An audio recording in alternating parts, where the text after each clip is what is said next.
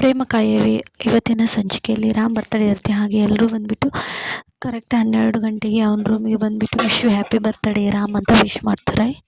ಹಾಗೆ ಮಾದೇವ ಅವರ ತಾಯಿ ಕೂಡ ಅವರಿಗೆ ತುಂಬ ಮುದ್ದಾಗಿ ವಿಶ್ ಮಾಡ್ತಾರೆ. ಇದನ್ನು ನೋಡಿದ ರಾಮ್ಗೆ ತುಂಬಾ ಖುಷಿಯಾಗುತ್ತೆ. ನೀವೆಲ್ಲೂ ನನ್ನ ಬರ್ತಡೇನ ಇಷ್ಟು ನೆನ್ಪಿಟ್ಕೊಂಡು ವಿಶ್ ಮಾಡಿದ್ದು ನನಗೆ ತುಂಬಾ ಖುಷಿ ಆಯಿತು ಅಂತ ರಾಮ್ ತನ್ನ ಸಂತೋಷನ ಎಲ್ಲರ ಮುಂದೆ ಹಂಚ್ಕೊಳ್ತಿರ್ತಾನೆ. ಹಾಗೆ ಆವತ್ತಿನ ದಿವಸ ಒಳ್ಳೆ ಪಾರ್ಟಿ ಕೂಡ ರೆಡಿ ಮಾಡಿರ್ತಾರೆ. ಅದೇ ರೀತಿ ಪ್ರೇಮ್ ಹಾಗೆ ರಾಮ್ ಇಬ್ಬರು ರೆಡಿ ಆಗ್ತಿರ್ತಾರೆ. ರೆಡಿ ಆಗಬೇಕಾದ್ರೆ ಪ್ರೇಮ ರಾಮ್ಗೆ ಆಗ ಡ್ರೆಸ್ಸನ್ನು ಸೆಲೆಕ್ಟ್ ಮಾಡಿ ಕೊಟ್ಟಿರ್ತಾಳೆ. ಅದನ್ನ ರಾಮ್ ಹಾಕ್ಕೊಳ್ತಿರ್ತಾನೆ. ಆಗ ಪ್ರೇಮ ಮನಸ್ಸಲ್ಲಿ ಅಂದ್ಕೊಳ್ತಿರ್ತಾಳೆ, ಇವತ್ತು ಏನು ಬೇಕಾದರೂ ಆಗಲಿ ರಾಮ್ಗೆ ನಾನು ಡೈರೆಕ್ಟಾಗಿ ಕೇಳಿಬಿಡ್ತೀನಿ. ನಾನು ರಾಮ್ಗೆ ಇಷ್ಟ ಇಲ್ಲ ಅಂದರೆ ನಾನು ರಾಮ್ಗೆ ಡಿವೋರ್ಸ್ ಕೊಟ್ಬಿಟ್ಟು ರಾಮ್ನಿಂದ ದೂರ ಆಗ್ತೀನಿ. ರಾಮ್ ತನಗೆ ಹೇಗೆ ಬೇಕೋ ಹಾಗೆ ತನ್ನ ಜೀವನದಲ್ಲಿ ಖುಷಿಯಾಗಿ ಇರಲಿ ಅಂತ ಪ್ರೇಮ ಅಂದ್ಕೊಂಡು ಈ ಕಡೆ ತಿರುಗಿಬಿಟ್ಟು ಕಣ್ಣೀರು ಹಾಕ್ತಿರ್ತಾಳೆ. ಈ ಕಡೆ ರಾಮ್ ಎಲ್ಲ ರೆಡಿ ಆಗಿಬಿಟ್ಟು ಪ್ರೇಮ ಅಲ್ಲಿಂದ ಹೊರಡ್ತಾಳೆ. ಹೊರಡಿದ ತಕ್ಷಣ ರಾಮ್ ಮನಸ್ಸಲ್ಲಿ ಅಂದ್ಕೊಳ್ತಾನೆ, ಇವತ್ತು ನನ್ನ ಬರ್ತಡೆಗೆ ನಾನು ಗಿಫ್ಟ್ ಕೊಟ್ಕೊಳ್ತೀನಿ. ಏನಂತ ಅಂದರೆ ಇವತ್ತು ಪ್ರೇಮಾಗಿ ಎಲ್ಲರ ಮುಂದೆ ನನಗೆ ನೀನಂದರೆ ತುಂಬ ಇಷ್ಟ, ಐ ಲವ್ ಯು ಪ್ರೇಮ ಅಂತ ಅವಳಿಗೆ ಪ್ರಪೋಸ್ ಮಾಡ್ತೀನಿ.